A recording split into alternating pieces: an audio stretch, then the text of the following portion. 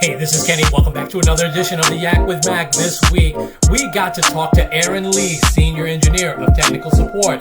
And we spoke a lot about the importance of communication skills, building relationships, being innovative, so much more. Listen in. Hey there, everybody. This is Kenny. I'm back. We're back with another edition of the Yak with Mac. I'm going to skip all the stuff I normally talk about, except I'll say this. Leaders, this is a place to come to. You want to get influenced and inspired and encouraged so that you can be better influencers. This is a place to come to. And I have got a guest that's going to help you do that today. And I want to get right to him. I tell you, I've always said that it doesn't matter what department you work at. It doesn't matter if you manage people or not. Leadership comes in so many different forms. And this man that I've had the pleasure of knowing for a few years now really epitomizes that leadership just sometimes can just come naturally. And, I think maybe he was a little bit surprised that we noticed, what a great leader he actually is. And I am just so thrilled to have him on the podcast today. So, ladies and gentlemen, I want to introduce Aaron Lee. He's a senior engineer in technical support. Aaron, welcome to the podcast. How are you, man? Hey, doing wonderful, Ken. Thanks so much for having me. It's certainly an honor to be here today. No, thank you, man. The honor is mine.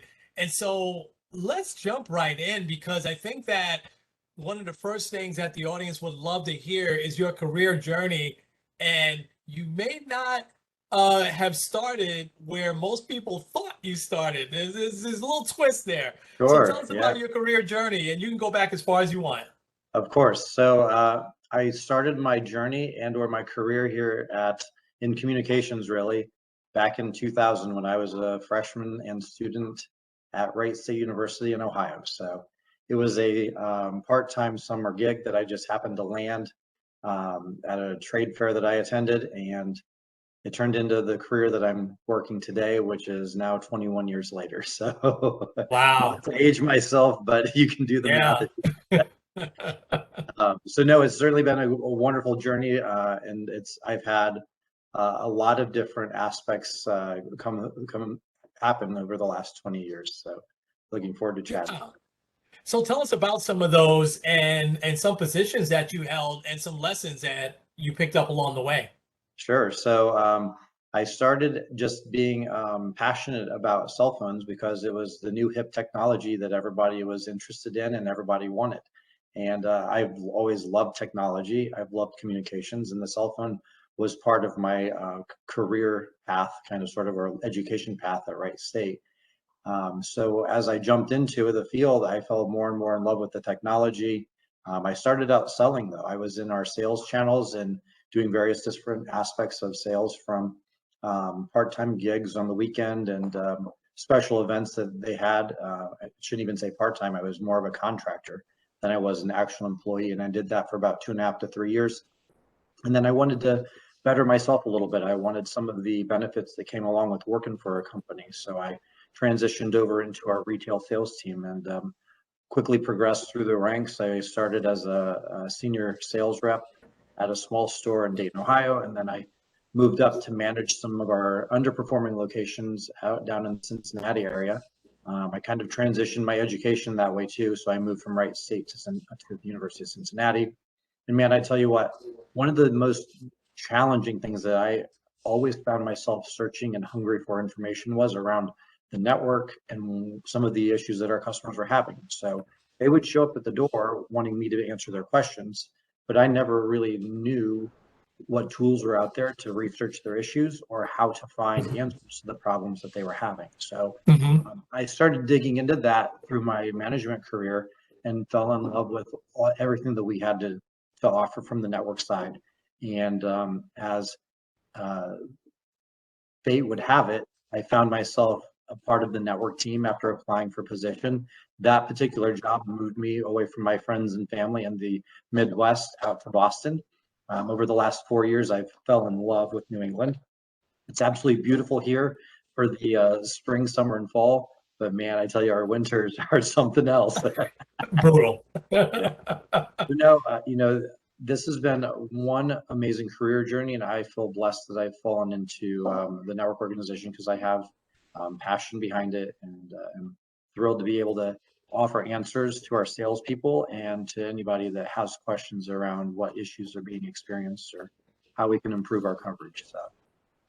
I love that, and it's so inspiring. And so leaders listening out there, that's a really complete career shift, starting in sales, a senior rep, then becoming a store manager and running some tough stores, challenging stores. But then it was almost like I can't beat them. I want to join them. Yep. I can't get the answers here. And it sounds like you always had that interest there. So that is so inspiring for folks that are listening and might want to move their career to a different and into a different path. And you did that, not only did that, but also moved to a total different part of the company, of the country rather. And so what's one or two lessons that you've taken away along that journey? Probably the most easiest to talk about is don't be afraid to ask questions. I certainly am not the smartest man at the table in a lot of the things that I'm engaged in, and I don't always have the right answers. So I tell you what, tug on coattails, ask questions, look for resources, and it's certainly going to make everything we do easier and give you the knowledge that you might be hungry for. Yeah, that's great advice, Aaron. Wow, I love that. So I really there's a few things that drew me to you in my time up there in New England, and you always would go out of your way to speak to us, and we would get these great emails from you, and they were so simplified on what at times could seem a little complicated, right? But whenever we came to you with a question about the network, I mean, you made it so simple, and you're such a great, strong communicator. And I really noticed how you built great relationships through your communication skills.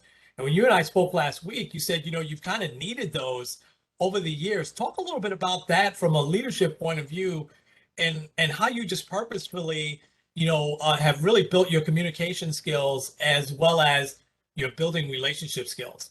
Sure. So I guess one way to kick this off is um, our engineers and the people that work on the network so passionately. They truly speak a different language than the people that sell our products and services. Mm-hmm. And that's probably a gift that I was able to assimilate myself through by coming from the sales organization and moving into the technical field.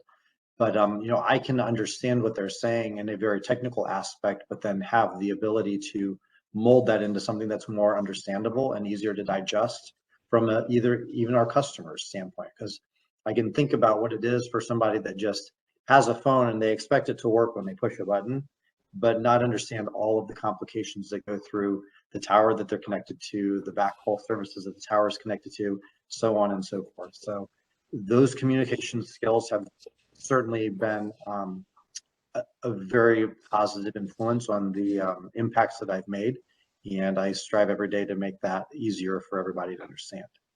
Yeah, what a great piece of advice there, because and you have had the advantage of being on both sides, but you're probably very assimilated now into the network engineer group. I have So to watch myself sometimes. I start using acronyms and little oh yeah, no, that doesn't work. So but that's such a gift to really know who your audience is and to be able to switch and to relate to them. I think that's awesome and such a leadership lesson for us. You always are available also, and you always make time for everybody. And I've watched you get pulled in a lot of different directions from every channel imaginable, because whether you're in business and indirect care, we always want to know that, hey, the network is working. So tell me a little bit about how you do that. Is that something on purpose? And you just always make time for everybody to answer emails, answer phone calls, things like that. So this all comes down to one of our values as a company. Our customers are the most important thing that we have. And I know that if we don't provide answers or a solution for our customers, they're not going to be our customer anymore. They have options. They can go somewhere. So if somebody needs something from me, I feel the need to get them the information or the answer that they're looking for so our customer knows what's going on. And it could be as simple as, hey, the tower that you're connected to or that serves your house has been undergoing a maintenance routine or has a faulty antenna, and we have a crew scheduled to be out there tomorrow. But until then, giving them that information, because as long as somebody tells them we're aware of the problem, we're getting it fixed, and here's what you can expect, they would, if that's a much easier answer than going to a competitor and taking the time and the effort and the money to switch your services. So, whatever I can do to help, I always feel that that's the right thing to do for the business and for our sales makers. Those people rely on their commissions and the sales that they have. So we don't want them to lose any relatively new sales that they have or any customers at all. So whatever I can do to help them, I'm a team player. Yeah, you certainly are. And what a great leadership lesson that is, and just walking the talk every single day the way you do. I think that's just outstanding. Um, I can remember we got you to talk at a couple of events. And I remember the first one, we had a day of excellence. And you probably remember this, where tons of people came through. And I think we did 5 or 6 sessions. You were probably exhausted at the end of the day because you were talking so much. And I remember Dave Ruff, who I'm sure is going to watch this, saying how innovative you were in the way you brought the network message home to our frontline folks. Talk a little bit about innovation and why has that been important for you throughout your career? So at the end of the day, the network is the product that we're actually selling. Our salespeople have the mundane task of trying to communicate that and deliver that product to our customers. But the customer sees our product as a small electronic device that they hold in their hand. So it's a combination of making that product work with the device that they associate with it. And it's funny to watch the people that are frustrated. They literally will hold the phone in their hand and shake it at you and say, "This doesn't work." Right? That's Been what there. Yeah. right? So I really think that that is one of the messages or one of the reasons that, I had or at that particular event, I had the task of making our product something that is interesting, competitive, and give reasons of why people could move their service from a competitor to our product. So it was a Yeah. great event, and I loved being there, and we certainly had a successful time. Yeah, we certainly did. There was no doubt about it. It was really successful. It was because of people like you that made it successful. Aaron, so these are some great nuggets to throw out for leaders. I have 2 other questions for you. As you've dealt with leaders in the field, is there any pieces of advice that you would give them, especially to leaders that you've been in their shoes before, whether it's in the retail channel, or whether it's a leader in any other channel that you've dealt with? Are there 1 or 2 pieces of advice that you would give to them? You gave a great piece of advice earlier in terms of ask questions, ask questions, ask questions. Anything else that you would give as advice for our leaders out there? Yeah, for leaders, I think that same message is very true. I don't often get asked questions enough, and it takes my initiative to say, "Hey, this is what I think," or I have to come to people that I want my opinion or viewpoint to be heard. So if leaders out there are listening or looking for things to do, ask us questions. And I don't want to refer to myself as everyday people or other people, but sometimes we have great ideas and things like that, and not everybody has the self-confidence to bring their voice to the table. So if you're asked a question, though, you're willing to offer your advice, opinion, and it starts a good conversation that could lead to something beneficial for a bunch of people. Yeah, no question. That's just phenomenal advice. Okay, so last question for you. You're at the beginning of my podcast, and I know you've watched a few. I always give the advice of taking at least 10 to 15 minutes a day for self-development. And you're a living, breathing example of that. And you got some great news in the last day or so of a leadership program that you've been accepted into. I want to give you Sure. plenty of time and space to talk about it. So, Okay. what's this good news that you got? So I filled out the application that anybody can do, and was accepted into the summer session of the Altitude program offered through Cornerstone Learning Program. It's hosted by T-Mobile and sanctioned through the University of Washington School of Bothell. It's a lovely program. I had my first session earlier today, and our small groups are getting aligned. But the first session that you get introduced to is called Leading Yourself. And it really is a deep dive into who you are as a person, what skill sets you have. And the first thing I took away from this first session is the fact that, sometimes we do identify as a person, but we don't often think about what are our goals, where are we going, what do we want to see in 5 years.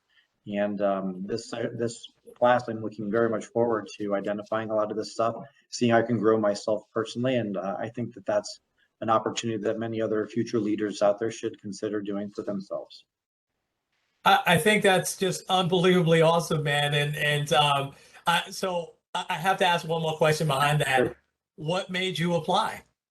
I've been in management before. I led retail stores in the Ohio area, as I referenced earlier. I have a passion to get back into management. I'd love to be a people manager again. I'd love to have a team of people with a common goal and help people achieve their own personal goals. So I'm trying to better myself and see what skill sets I can build so that I can then further that and hopefully apply for something in the future. Oh man, so leaders, did you hear that? And that is just outstanding. I love that, man. And you're going to do phenomenal in this program. I think you're probably going to pick up a lot of things. I think you're going to learn a lot about yourself and your own style. You might learn some things that you didn't even know about yourself just by really saying and plotting out your career goals. And we don't often do that. We're in the trenches every day and we're taking care of customers and we don't think about ourselves. That's why I say 10, 15 minutes a day. And you've been doing that, which is fantastic. It's to your point, it's so easy to get caught up in the daily grind, so to speak, or Yeah. your regular routine, and you do lose track of, hey, what do I want to accomplish, or what goals can I set for myself, or what skill set can I take on. So. No doubt, no doubt. Well, Aaron, listen, this has been enlightening. This has been phenomenal. You've always been an inspiration to me in the time that I've known you, and I'm sure to everybody that is on your team and to the folks that you support. So I know this because I've stayed in touch with a lot of my New England peeps. You're gold up there, man. They don't know what they would do without you. You provide so many great updates and so much great support for them, and it's all about leadership. And you go way, way, way above and beyond to really support your customers. And it's what John Fryer and Mike Siebert says, right? Support those who support customers. And you're a breathing example of that. So I really, really appreciate you coming on, man. So at some point, maybe later in the year, especially after you've gone through parts of this program, would love to get you back and maybe talk about it a little bit. Absolutely. Okay. Thank you so much for having me. It's been a pleasure chatting. Absolutely, man. Absolutely. So, folks, this has been another edition of the Yak with Mac with Kenny and with Aaron. Please share this, especially with new leaders, and really, really dig in if you're looking to where can I take my career to the next level or to the next steps. Aaron gave some very, very specific advice on that. So, Aaron, thank you again. Leaders, we will talk to you real soon. Bye.